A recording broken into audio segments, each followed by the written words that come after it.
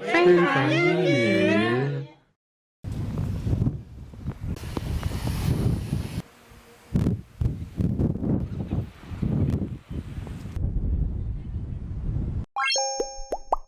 My name's Marcus. Daniel.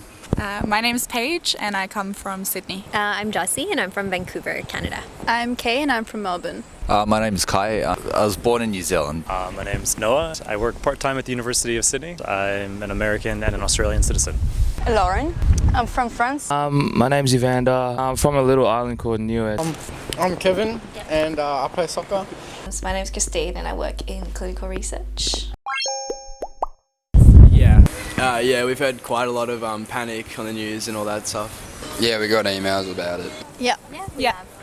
Yes, I've heard a lot about it in the news. Obviously a trending topic at the moment. Yes. Yes, everybody's been talking about it. Yes. Yeah. Yes, it's been a lot of talk in the hospital that I work in. Not necessarily. I'm not too worried about it. I'm not that worried about it. Not too concerned for now. Well, I guess it's less deadly than a lot of other diseases like the flu. So I'm not too worried. I think it's a situation that everyone's trying their best to contain and help. I'm not scared or anything. I'm not too worried about it at the moment. Obviously, it scares me, but it's not like on the top of my panic list. Not really. I compare this to the scale of things like swine flu a few years ago. It's actually much smaller. To be honest, I'm not that scared, to be honest. Oh, I'm a little bit scared, to be honest. that's about it. To be honest. All right. I think a lot of it is due to misunderstanding, with a lot of newspapers and stuff blowing it out a lot. Oh, no. Of course not. I don't think so. No. I think more Most Chinese people are fine. No, not at all. I don't really feel anything like that. I trust that those people who believe they could be infected or whatever would, stay away, stay in quarantine, and I don't think there's any risk from Chinese students here. For me, the people with face masks are the opposite, because it shows that they're, concerned about it. It shows that they're taking precautionary measures to avoid it, and so it doesn't make sense to avoid them. If anything, you'd avoid people who are not wearing them, because it shows that they're not, yeah, exactly, not protecting themselves, and so no, I don't see any even subconscious reason to avoid people. As Finn said, quarantine would trust you that you guys don't run around and spread the disease. That doesn't make sense. You don't want that either. I don't think they should be isolated just because they're Chinese. That's not logical. No, I don't think so. I'm pretty easy, to be honest. So I'm not avoiding anyone. Me personally, not really.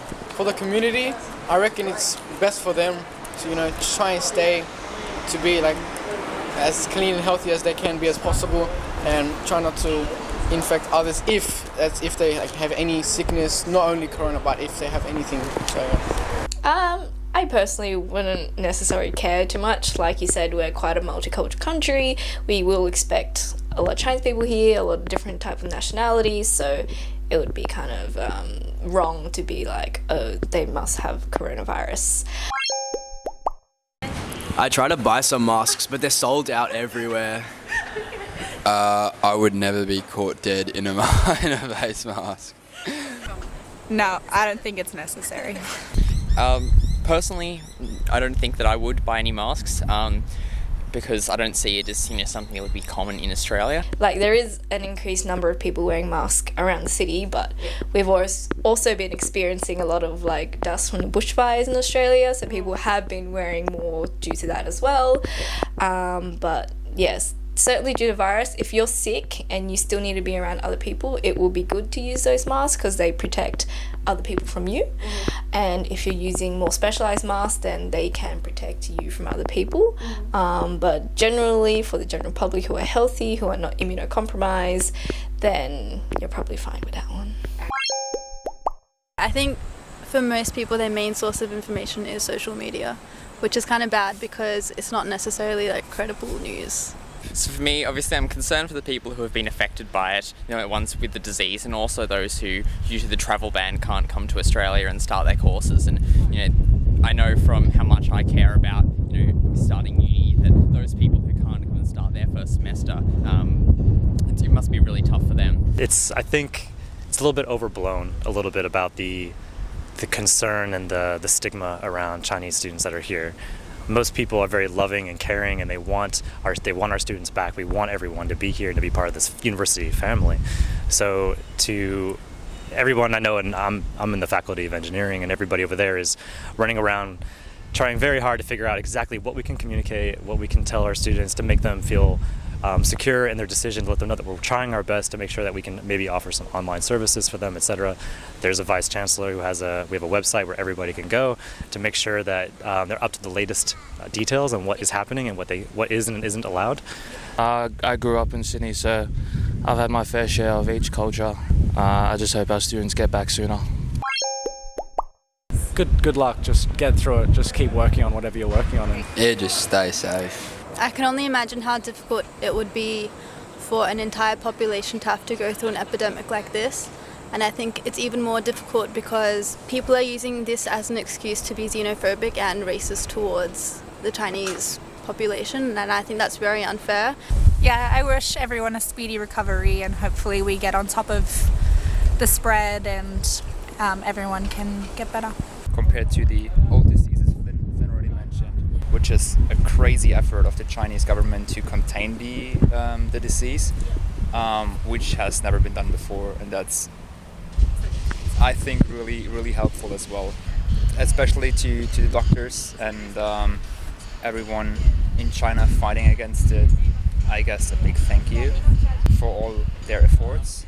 And my thoughts are with all the people who've been affected by it, especially all of the people who can't travel out here, those who have family and friends who are separated by the travel ban, and things like that. And I look forward to when it's reopened and all of the Chinese students are allowed to return. Good luck. Thank you for working hard to the doctors and scientists and stuff, and to the people who are affected by it. Yeah, good luck. I've never been in a situation where I've been forced to be locked down into a city and been unable to travel where I would like to go. So it's hard to speak from personal experience about what that feels like, but I can imagine it feels very frustrating. I'm sure it's, most people are fine and feeling well, and they're wondering, why can't I go? Why can't I leave? Why can't I see my families and do the things I want to do? So as a collective, I think it's just about being patient. Know that the rest of the world is watching this very closely. Know that we are very much in support of China figuring this out and other countries helping China figure this out, and that we're all partner ally nations around the world. Just isolating ourselves now and closing up borders for good and being isolationist isn't going to help anybody. That virus is a global effort at the moment, and I'm quite happy that the scientific community is pulling together from every country to find a solution to that.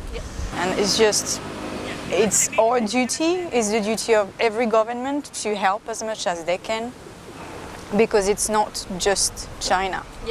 Next time it will be somewhere else, and they will be happy other government help them. I'm sure someone will find a way to kick it, and everything will just progress further on, I guess. I don't want anyone to worry. I've seen the videos and stuff, and can't help but feel for them, but I don't know, stay strong. That's all I can say. I guess it's a good point of having that much media attention is that a lot of people around the world are working on finding a solution to that, and I hope it comes. No, for the doctors working on it, continue working hard, because we're really counting on them, and I think it's the whole world working together. It's the whole world responding to the virus. Because I remember the fires in Australia, we had people whole entire world. So we have the same initiative when working on this virus. Well, to the doctors and nurses, you're doing a great job. You're obviously very overwhelmed with so many people being sick, so keep up the good work. And to families that do have patients that are sick, be confident to know that there are many people working on trying to find a vaccine. So to just sit tight, and hopefully we'll find a solution soon. So, do you know how to speak fighting in Mandarin? I know the Cantonese version. Add oil? Is there any Cantonese? 加油. Oh yeah, right. So Mandarin, please. Okay, let's go for 武汉加油.